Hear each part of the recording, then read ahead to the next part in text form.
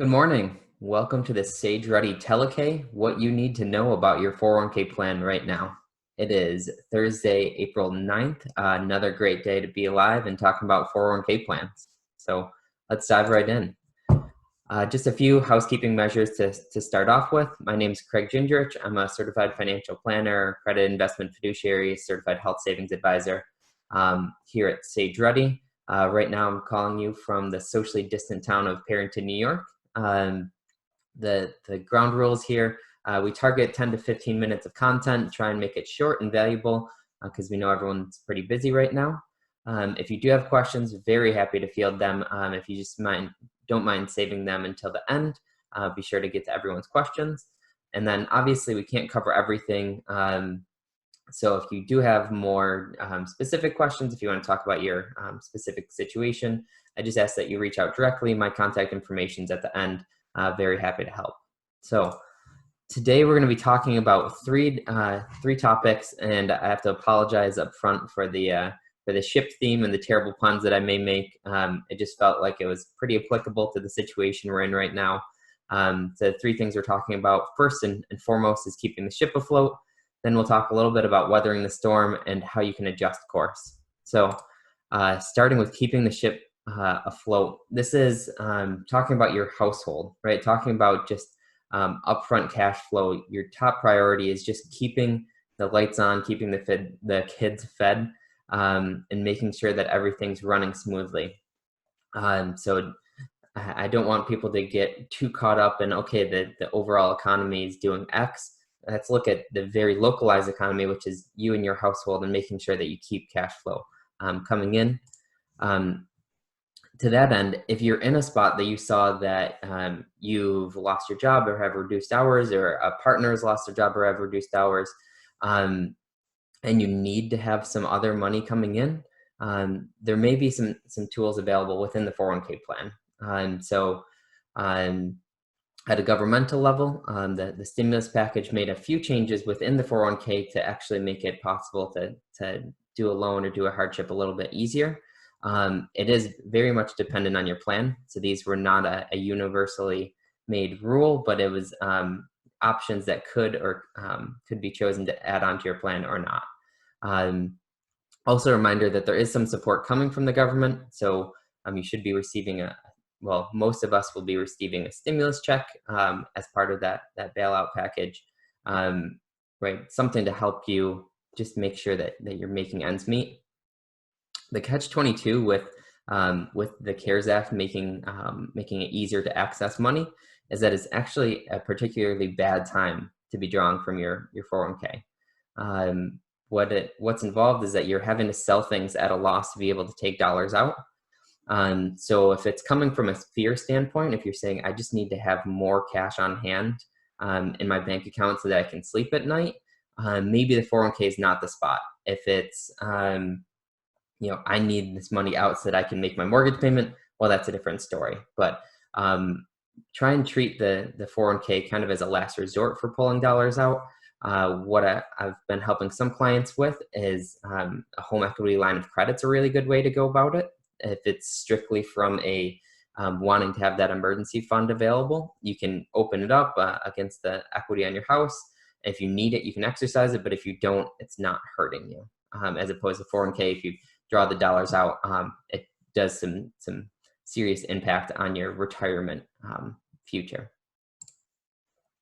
The second part of the three topics we're talking about this morning is weathering the storm. And I think it's interesting.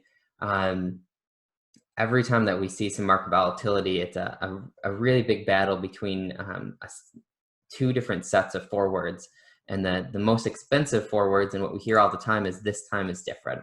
Right? It's really common to feel, oh my goodness, this is completely different. We've never seen this before. I need to panic. And what I preach and what the rest of my team really truly believes in is that this too shall pass. Right? The fact is that the reality probably lies between the two of them, right? It certainly is something different. We've never seen the coronavirus before. We've never seen just the people locked down in their homes and having to shut down the economy. But also another first, right? Every time we're seeing market volatility, it's another first time that we haven't seen before. And so each of those new firsts share some commonalities and share some some ways that we try and deal with that. I do like to remind people, you're not just gambling on some amorphic financial tool, right? You're invested in some of the strongest businesses on the planet, right? Your dollars are making you an owner in the business and the stock that you're purchasing. And you're not just gambling on legislation or just gambling in general. It's becoming an owner in this business. I think it is also good to remember that in the long term, the stock market's driven by the profitability of that company you're invested, right? It's not just how people are feeling. It's based on how profitable that company that you're invested in is. In the short term, however, it does trade on speculation. It trades on anticipation of what's going to happen. And because it's trading in anticipation, by the time your gut tells you it feels like the right time, most likely the opportunity is already passed. And so I wanted to include a couple of reasons to feel encouraged, even though we are arguably in kind of some dark days from a stock market standpoint. The first is that commerce is not fully stopped. It's really just paused, right? So the demand still exists out there. People are wanting to go out and spend their money, wanting to do business. It's just we're artificially suppressed to our households or to our job and back and nowhere else. The second encouraging thing is that necessity breeds innovation, right?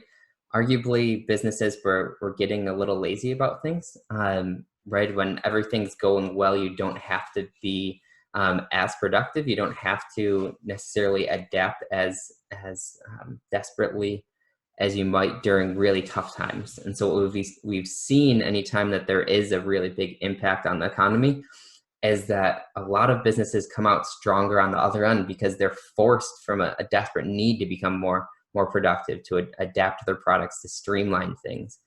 And there's a lot of positive that can come out of that need.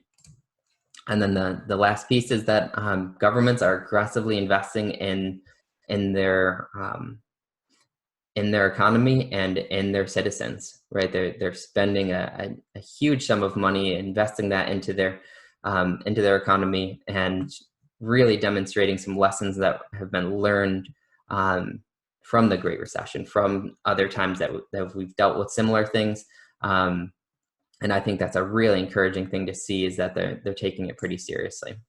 What that looks like, just a couple of quick notes on it. The first is $1,200 checks if you qualify income level wise. The second is they've bumped up unemployment, giving an extra $600 a week. Also increased who that covers. So now the gig economy is covered, self-employed people are covered, and they've shortened the qualifying period to be able to apply for unemployment. So they've made some improvements there. And then they've also pushed through this huge package of support for small businesses, which is really encouraging, especially from a stock market standpoint. I think this quote was really perfect for the third part of things, and that is adjusting course. We can't direct the wind, but we can adjust our sails, right? It's really easy to get focused on the things that we can't control. So there's a lot of fear and stress and anxiety about what's going to happen, all these things that are happening outside of our control. But it's really important that we focus on adjusting the things we do have control over. So a few of these things, first is that it's an opportunity to get more aggressive. So from a 401k standpoint, looking at the stock market as of today, things are about 30%. There's 30% less downside today than there was 3 weeks ago.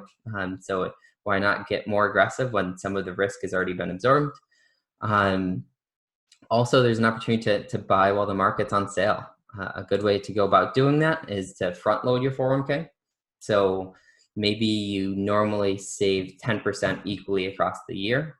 Well, maybe you should be saving 20% over the next 3 months and then lighten it up later in the year, but save more while prices are low. The other way is if you're sitting on cash on the sidelines, now is your chance to buy, right? These are prices that we may never see again. Here's your chance to buy into these great, strong companies at a price that's really lower than I'd argue that they should be. The other part of adjusting course is looking specifically at your financial plan. So a good financial plan is designed to handle this stuff. I love the quote another advisor at our firm uses is, a financial plan is making good decisions during good times to avoid bad decisions during the bad times.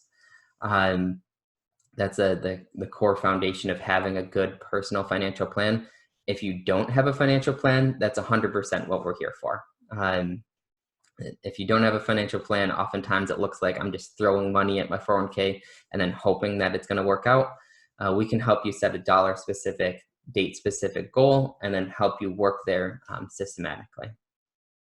A lot of people have said, okay, well, all of those things sound great, but I'm close to retirement, so this is especially scary. All the things you recommended aren't really that helpful to me. Specifically for people getting ready to retire in the near future, this is a really great time to take a look at your lifeboat drill. So what that is it takes a look at when the market drops, when your accounts drop for whatever reason, how does that affect what your cash flow looks like in retirement, and how do you adjust, and are you able to live on that, right? One of the things that's been coming up a lot in conversations is this idea of a conditional Social Security strategy. So for many of our clients, it's okay, normally we want to delay it until age 70, but because the market's down, we'd be doing irreparable damage to our portfolio. Maybe we turn on Social Security a little earlier. So if you want help talking through that lifeboat drill, very much happy to do so. So I do have time set aside for some questions. Happy to help address things. You can use the Q&A button built into the Zoom app to do so. If you're more comfortable, or if you have more specific questions, please don't hesitate to reach out at 401k@sagerutty.com, or my direct line there is that 585-512-2385 number. Before I start fielding questions, I do want to just finish with thank you. Thank you for your time today. Thank you for the business and trust that you place with Sage Rutty. And most importantly, thank you for our essential workers. You're doing really important work and keeping us and everyone in our community safe. And that's not something that we take lightly. So thank you for the work that you're doing. And now I'm happy to field some questions.